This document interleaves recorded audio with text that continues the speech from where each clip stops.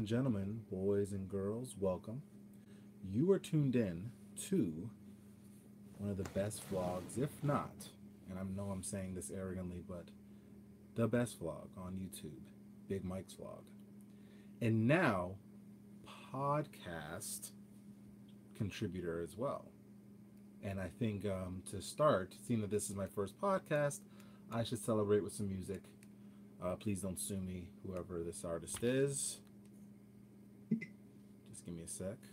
Gotta get some celebratory music going. Minus the ads, obviously. Just give me a sec here.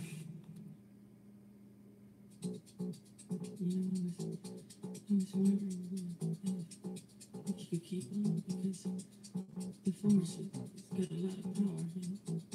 It makes me feel like it makes me feel like it. Oh!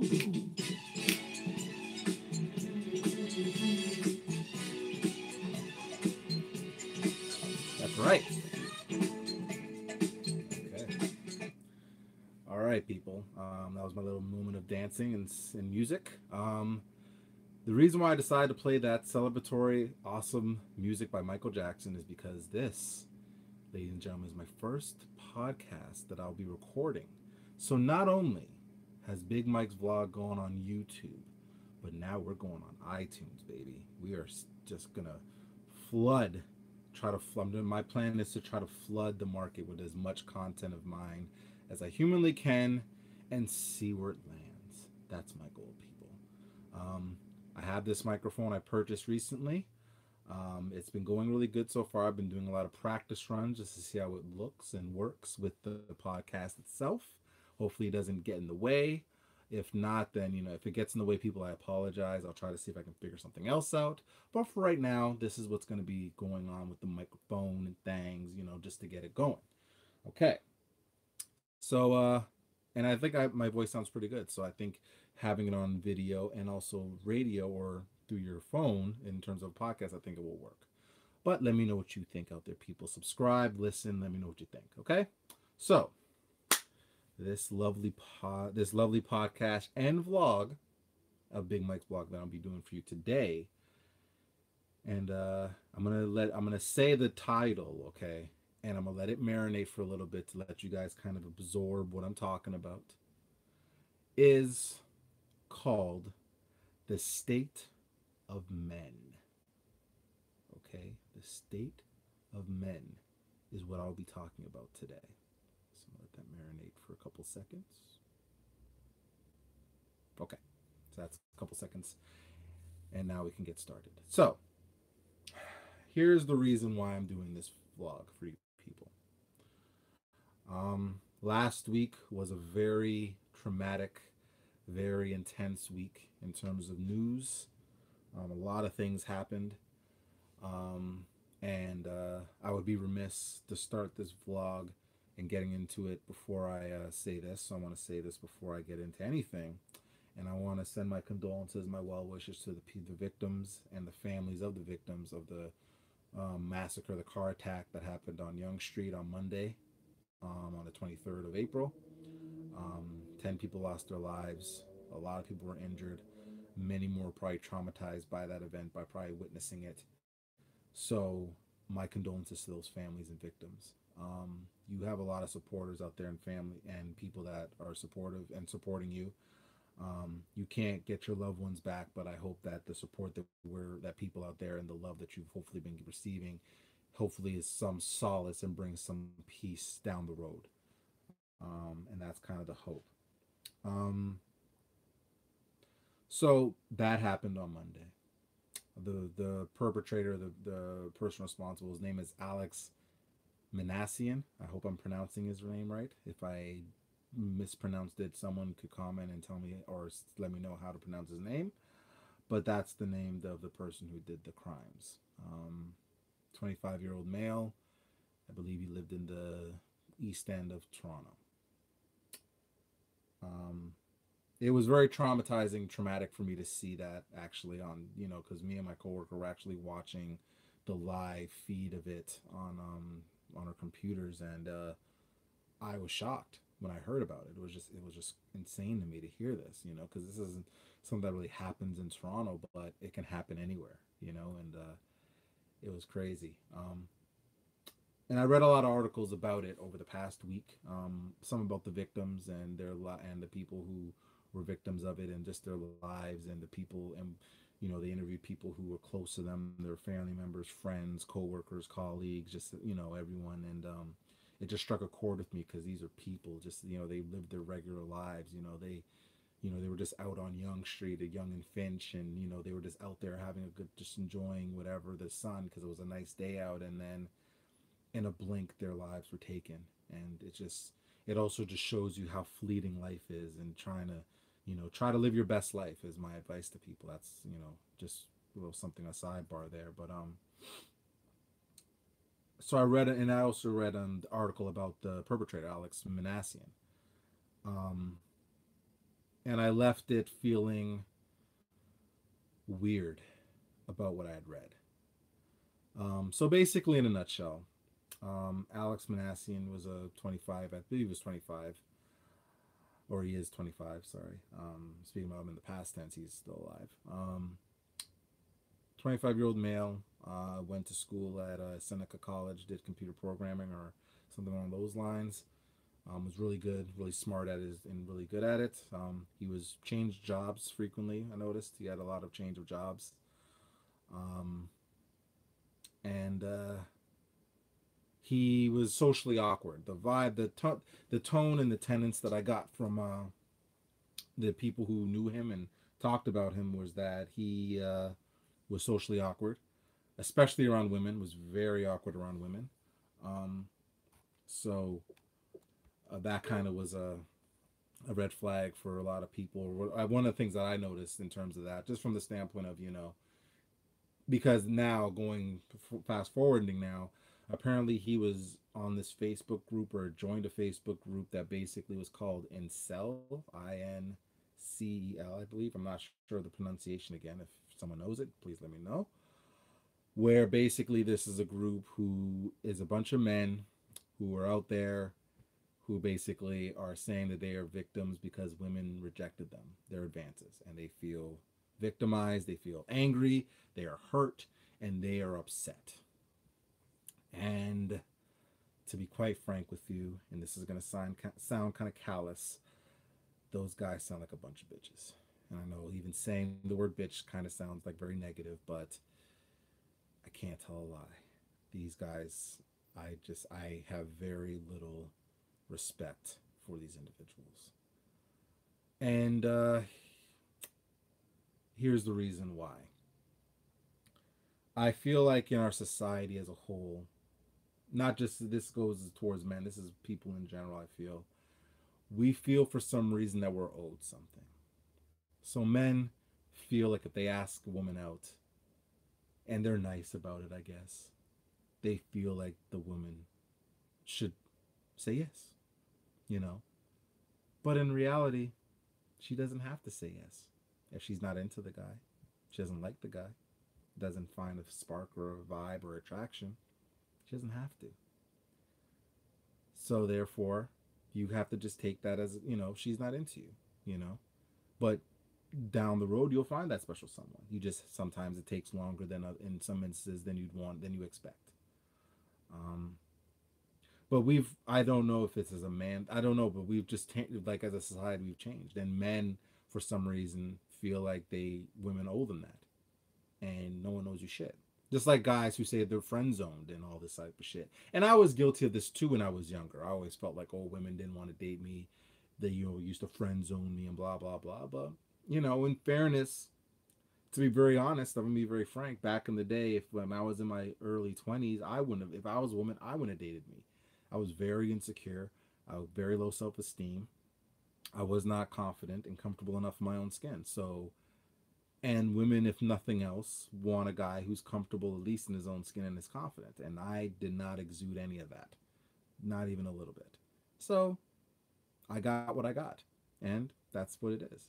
Now, fast forwarding years later, I'm not. I could definitely say that I'm not that kind of guy, and you know, I'm not no longer single. So I mean, that definitely plays. You know, that definitely shows that I've evolved and changed. Um, But it just sickens me that there's like a group out there that feels that they're owed something, and that men kind of have this mentality. But this is the thing too, and I remember I had a conversation with a coworker months ago where and he's a black male as well, and we were talking, and he even said, us as men, we do some bullshit, but we're not honest about it. We don't confront it. We don't, we do some foul shit, you know, and we're not honest with ourselves about what we're doing, in terms of damage to women and stuff like that. But yet we feel like women owe us something for some reason. And it was very interesting him saying that, because I'd never heard another male say this before.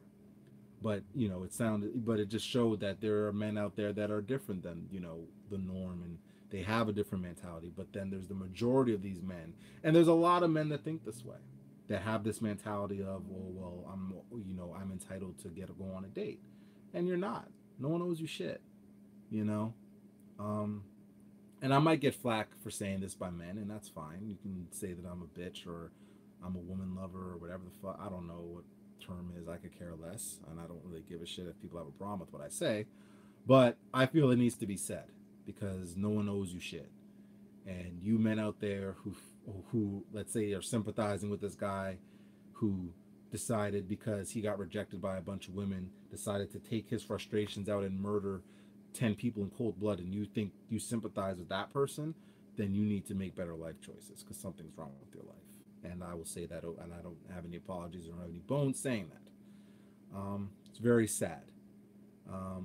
But I just, but then it's like, too, like, even like when girls are, on dating sites, for example. Like, I remember when I was going on dates and I'd have conversations with women and they tell me, like, and they'd show me, like, their message inboxes of, like, guys who, when, let's say, if a girl doesn't respond to them right away or a girl says, I'm not interested, like, these dudes, like, lose their shit and go crazy. And I was stunned and girls were shocked that I was stunned, but I just, because I was just very naive. I was very naive. Like, for example, when the Me Too movement was taking place, and especially when Harvey Weinstein, the producer, he got found out for doing a bunch of shady stuff and a bunch of stuff, and I remember when me and my girlfriend were talking, and I said to her, I was like, um, these guys are weird. Like, can't these guys just get girls just on their own merits? Like, why do they gotta like rape a girl or drug her or do all this crazy stuff? Like, Bill Cosby's going to prison now for all the crazy crap he did back in the day. And I'm just like, damn, you can't just get a girl just based on just you. You got to do all this other crazy wild stuff just to get a girl. And my girl's like, not everyone's like you, Michael. You got to understand that. And I'm like, I guess so, because I just never believed in doing that to get a girl. Like, it's not that serious for me, I guess. But I guess teach his own. So, transitioning to that, so my opinion on those, on the guy, the perpetrator, and those people out there who feel like they're victimized because women didn't want to date them. My advice, simply put, grow up, please, grow up. So now I segue to Mr. West, Kanye, Yeezy, K West, whatever you want to call him. And I feel even just weird talking about Kanye West because I feel like I'm giving him all this pub, but whatever. I'm going to talk about him probably this one time, and I probably won't ever bring up his name again on the podcast unless it's a shoe vlog, which I do many of as well. So, Kanye was in the news as well, as many of you probably know.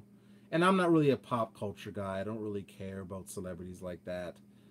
But I mean, everyone was just up in arms about what Kanye was saying about Trump and, all this stuff. That he's a Trump supporter and he sells more shoes than Michael Jordan and he's putting out a new album and all this stuff, you know.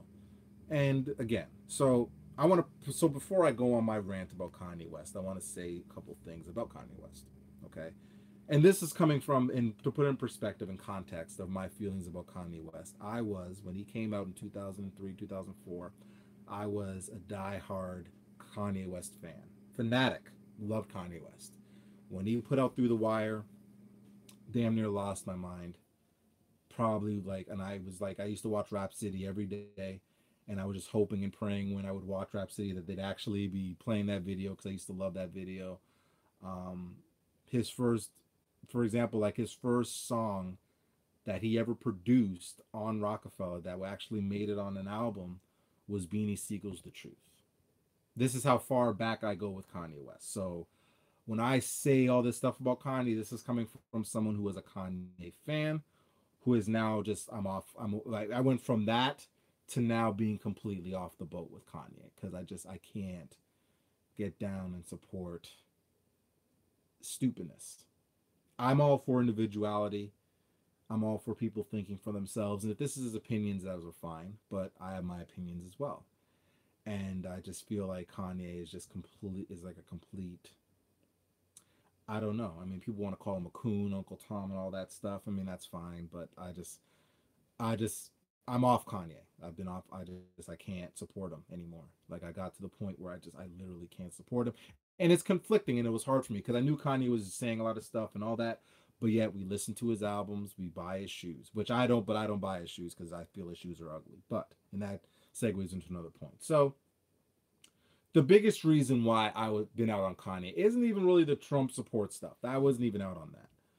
So Kanye did an interview, I believe, a few years ago with Sway on Sway in the Morning, this radio personality, and he went off in that interview, lost like was yelling, cursing out, making noise.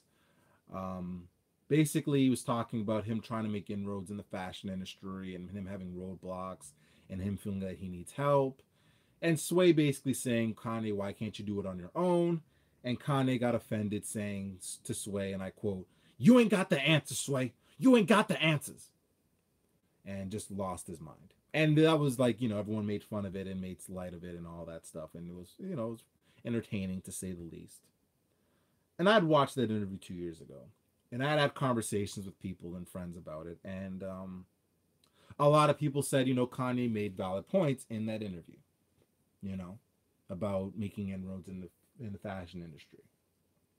And when I initially watched that interview, I felt like did make valid points, but I felt the fact that he bugged out is all that people noticed, and his message got lost, which usually happens in a lot of cases. I had a chance actually to watch that interview last week, and I don't know if it was maybe because of what all the tweets and everything that he had said, but I kind of watched that interview in a different lens, in a from a different vantage point. And when I watched that interview, I left it thinking to myself, and this is going to sound very bad, so plug your ears, ladies and gentlemen. I felt like Kanye was being a bitch. And I say this from this perspective. And you can agree or disagree, that's fine. I just personally felt that as a man, and I'm speaking from a male perspective, and I'm not trying to sound chauvinistic or misogynistic or whatever. As a man, I don't believe in asking people for things in order to get ahead. I don't believe in that. And that goes back to my whole point of the state of manhood. Because we've lost, I feel like men define themselves as being a man because they're older or they work. And that's what they'll consider themselves men based off that. No, you're just a male to me. Man is different. To me, what a man is and what I define a man to be is a man is responsible. A man holds himself accountable, holds the people around him accountable. A man is independent. A man is a role model. A man cares about people around him, his friends, his family, is supportive, but also is going to try to, if they're not doing it, they're not holding their end of the bargain, is going to hold them accountable. He's not going to beg for stuff. He's not going to ask for stuff. He's going to get the stuff. And if he can provide for people and help people, he will. That, to me, personally, is what I define a man to be. Okay? Now, I didn't have any male role models or male figures in my life. Like, I think the closest male role model that I had or to model was my stepbrother. And that was it. So, and I only had maybe 2 years with him. So I really did not know how to be a man. And a lot of young men nowadays, they struggle between being a boy and a man. because they want to do kid stuff, they want to act out, they want to do stupidness, but then they don't want to be talked to and treated and scolded like a child. And I've told, and like I used to work in shelters, and I tell these youth and tell clients that I deal with even that are young now that you can't flip flop on that. If you want to talk big boy shit, you want to act like a big man, then I'm going to talk to you and treat you like a big man. You can't talk about I'm a thug, I'm blood, I'm this, I'm that, but then when you get in trouble, you want to be held. You don't want to be held to accountable in terms of like being punished because you feel like, oh, I'm young, I made a mistake. No, you don't get to do that, and that's the state of where I feel like men are. Also, this week watched like an interview with a bunch of people: Charlemagne the God, Mano, Casanova, Joe Button. These rap artists, these hip hop influential people, and they said something very interesting in that podcast as well. And they talked about how there's a lot of youth out there who are just wired differently and they don't have respect.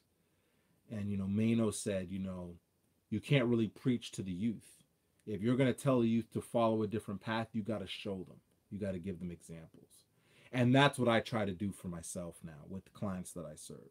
I don't want to come across as preachy. And even in this podcast, I don't want to come across as preachy and like holier than thou, like I'm a man, I did this, so you can do it too. No. There's context to why I'm saying what I'm saying. Okay.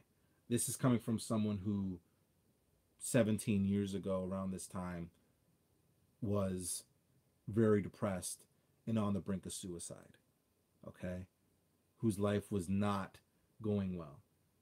And I, by the grace of God, and through help and counseling and support of my family, was able to get out of that. And 17 years later, I sit here before you, a college graduate and a career counselor. And if you were to tell me this 17 years ago as a young boy, growing into a man, that I'd be in this position, I'd have told you you're crazy because I'd probably be dead. And I'd have probably told you that because I thought I was going to die. So, but I understand that you can't, but this is me, my life. Everyone's life is different, and I get that. So I'm sympathetic to that. So I just wanted to say that. But to Kanye's point, and the reason why, again, like with Kanye, he's sitting there begging for stuff. And the problem that I had with it the most is that Kanye, believe it or not, is an icon. Okay? Whether you like Kanye, hate Kanye, he is an icon. He is a superstar.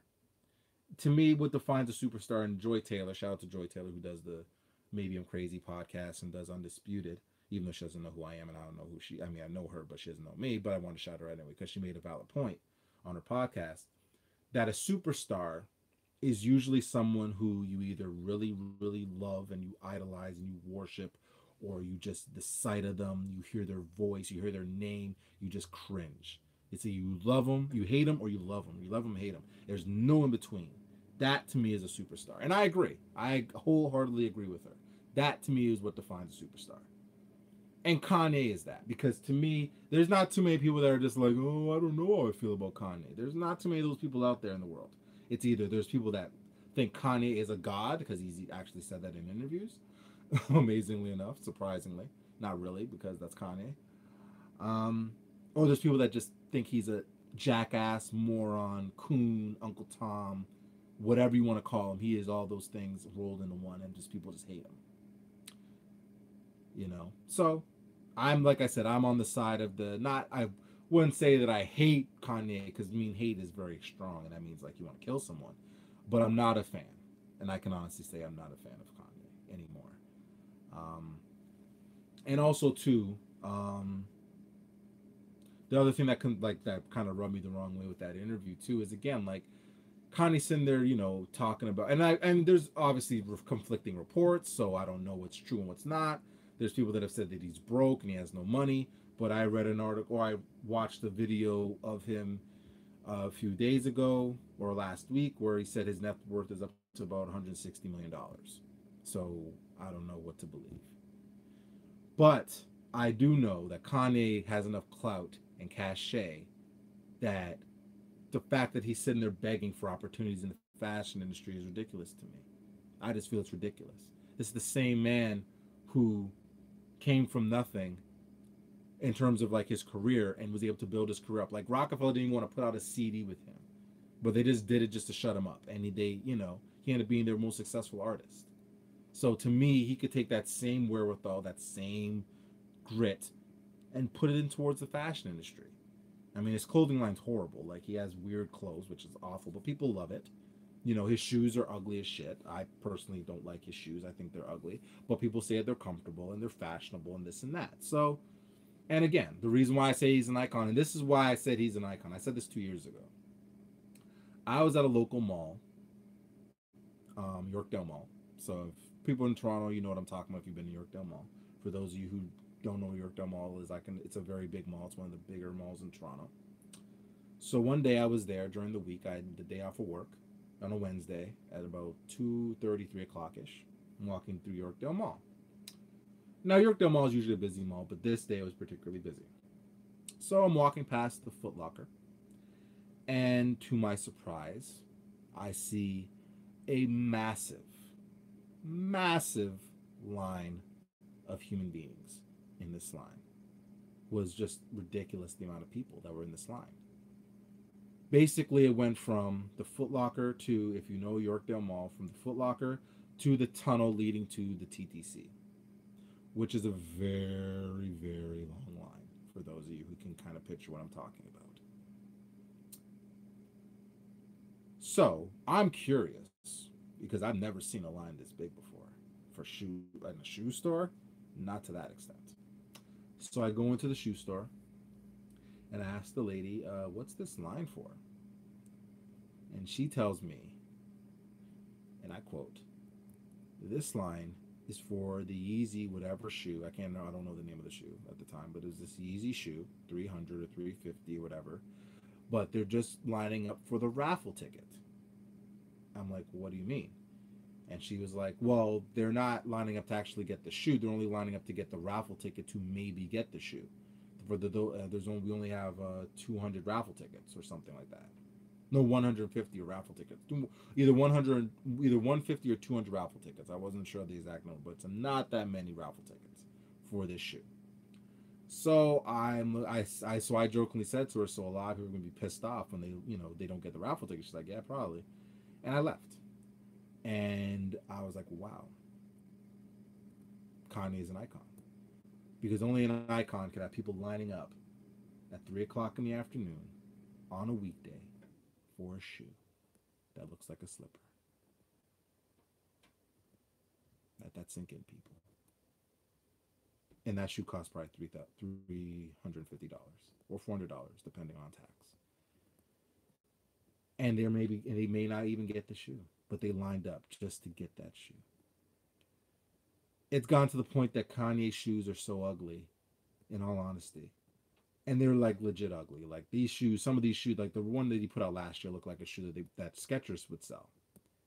And I'd look at the comments on Instagram, and there are people that to me are saying that Kanye's shoe is amazing. It's such a dope shoe, and I'm just thinking to myself, is it really a dope shoe? Do you really believe it's a dope shoe, or is it a dope shoe because Kanye's name is attached to that shoe? Like if, let's say, Donald Trump sponsored that same shoe, would you still think it's a dope shoe? If it was a no-name shoe, let's say if they just sold that shoe at Payless, would you still think that shoe is dope? It's a valid question, a valid point. So I just kind of I thought it was interesting that people just but again, this is this is Kanye. Kanye has that pull, and as much as you may love him or hate him, he has that pull. But I just feel like Kanye has to just like, again, I don't care about his political affiliations. He wants to support Trump. He can support Trump. I don't give a shit. I don't care.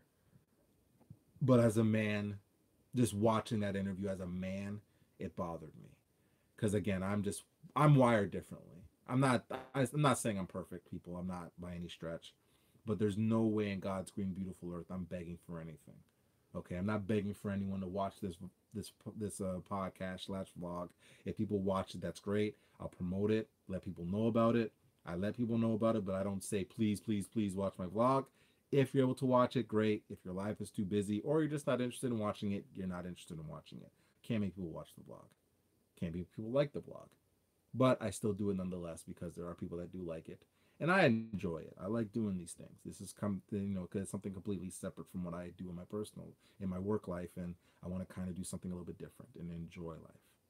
So that's kind of why I do this. But I don't expect anything. I'm not owed anything. People don't owe me anything. So I if I feel like I'm owed something, I'll go out there and get it myself. I don't feel like someone has to give it to me because I feel like I'm entitled because my life's been harsh and all this stuff. But I'm rambling now. So, and this is a lot long. This is a lot longer than normal because I'm actually recording this live on YouTube and doing a podcast. So it's a lot going on.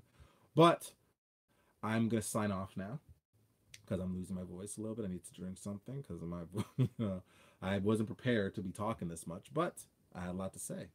So let me know what you think, people. I'm going to be trying to hit you up with more content as the time goes on. Definitely more of the content that I've been doing in the past. Try to be a little more consistent in terms of podcasts, in terms of the vlogs. When the podcasts upload, I'll let you know. I'll put the link up on the YouTube and everything, so you can add me or you can subscribe and all that jazz.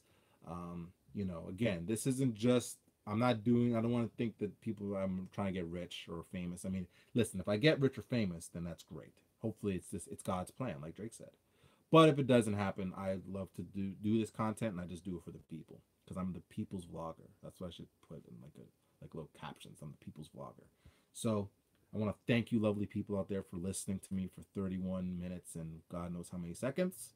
I love you. I appreciate you. Keep supporting.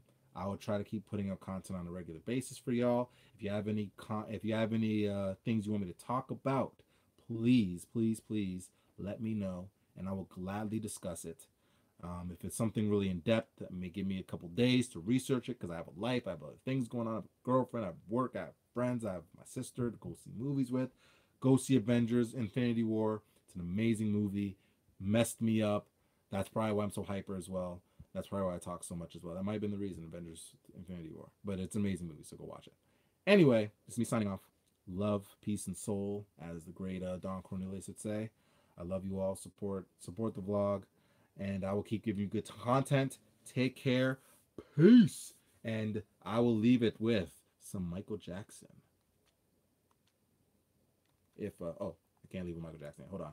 Give me a second. See, this is, I'm live, baby. This is how it goes down. And I don't have a producer or anyone else. It's just me doing all this stuff. But I'm signing off. Peace.